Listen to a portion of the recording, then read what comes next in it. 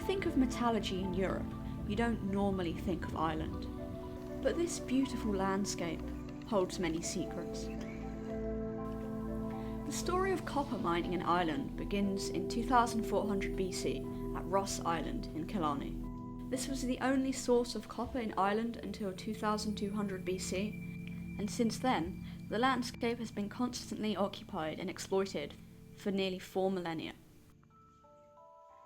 Excavations in 1993-5 by William O'Brien showed that this had been a major site for copper metallurgy.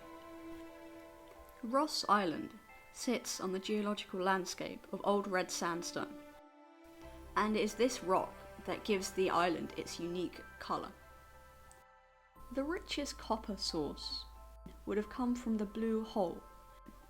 It is estimated that during its first 500 years of use, an astonishing 35,000 tonnes of arsenic copper would have been extracted from this mine.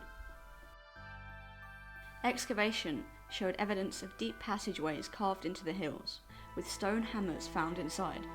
Outside of the mines, there was evidence of early fire setting, where combustible wood was piled up against the rock face, and then fires were lit to weaken it.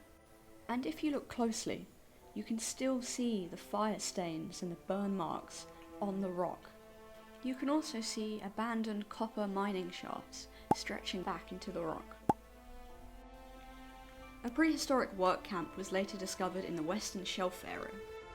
Foundation traces of hut structures were found, along with crushed mineralized limestone and a large number of stone hammers and anvils, animal bones, evidence of flintworking, and early beaker pottery. In the modern era, the mine has been exploited for lead and copper since 1707, restarted in 1726, and then a final attempt was made in 1754 and was commissioned by Thomas Herbert with the Earl of Kenmare. Mining was very difficult due to flooding from the lake edge. This widespread, sporadic mining continued for 100 years, with a large dam being built to drain the lake. Eventually, this was considered untenable and the mine was closed. Even more fascinating is how the mine seems to have sprung up from nowhere. In 2400 BC, a plague affecting oak trees desecrated the landscape due to famine. At this time, literature suggests that a group of continental miners migrated to Ireland and Britain from Europe and brought the knowledge of mining to the two countries. It is likely that at a time where agriculture had just failed, people turned to other methods of economic and trade stimulation once the catastrophe was over, even adopting techniques that worked from immigrants.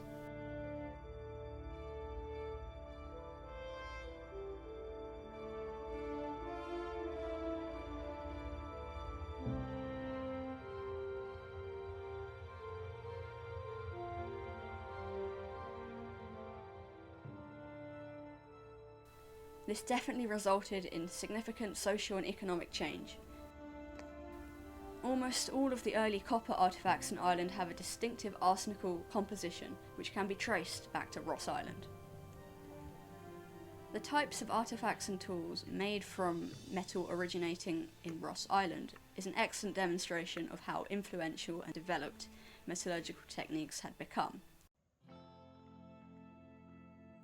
Over 4,000 years, Ross Island was a key player in Ireland's mining culture, and can be said to be the beginning of a large-scale metal industry. The adoption of metallurgical techniques from the mainland shows the influential nature of the beaker peoples themselves, and the widespread nature of copper objects across the country, which all originated from the mine, shows how important metalworking became to cultural development in Ireland.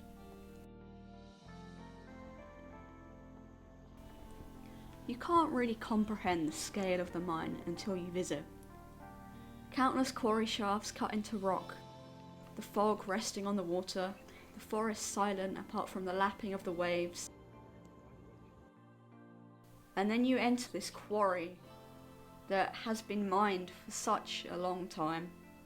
And what is truly remarkable is the landscape and the human impact on the environment. You can see the marks on the rocks where the miners struck it.